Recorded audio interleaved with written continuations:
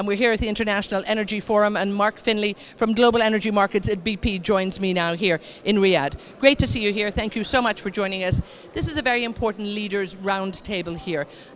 What has been the conversation? What have you felt for the last few hours? Well, Edna, it's a great opportunity for me to be here at the IEF and to share perspectives with other energy experts and thought leaders from all over the world, from government, academia, and the private sector. And it's just a great forum for bringing people together to share perspectives on the world of energy. Now, also what we've been doing here at the IEF too is looking at the energy outlooks, and we've looked at OPEC and we've looked at the IEA, and of course the university really pulling that together there to look at the comparative analysis. How important, and again for a company like BP, is it that you actually keep an eye on these outlooks? Yeah. It's critically important. I mean, we don't have any monopoly on insight in the world of energy, and it's really important for us to be out there and comparing our work with other people who are working in the same space to get different perspectives, different expertise aligned in different parts of the world to try to make sure that our views are as robust as possible and to see if we're missing anything, if there's any good insights coming from other people. Now, of course, you're very much responsible, you and your team, for putting together the BP Outlook, which, again, one of the top corporate ones that people are looking at, and indeed IEA are looking at that, and OPEC is looking at that as well, too. Tell me how important, what have you seen are the highlights this year and the changes this year? Mm-hmm.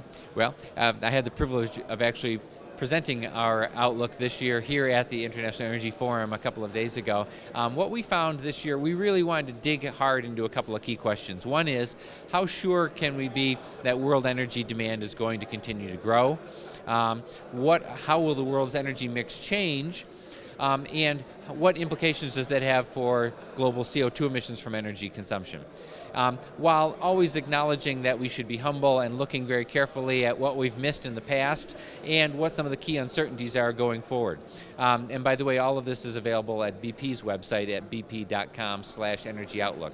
So what we found is that world energy demand is really primarily driven by a growing world economy as people around the world lift themselves up out of poverty and aspire to improve their quality of lives. That requires energy. Now, how much more energy depends on how efficient the world can become.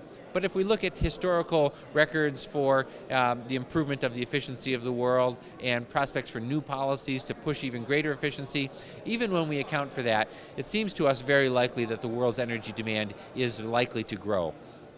And with that growth, that we're also seeing, growth in demand probably for all types of fuel. The diversification of fuel, and of course BP very closely looking again, with oil, with gas, but also, right across the board. Where are you seeing, the main growth coming from? And again, the future of fossil fuel.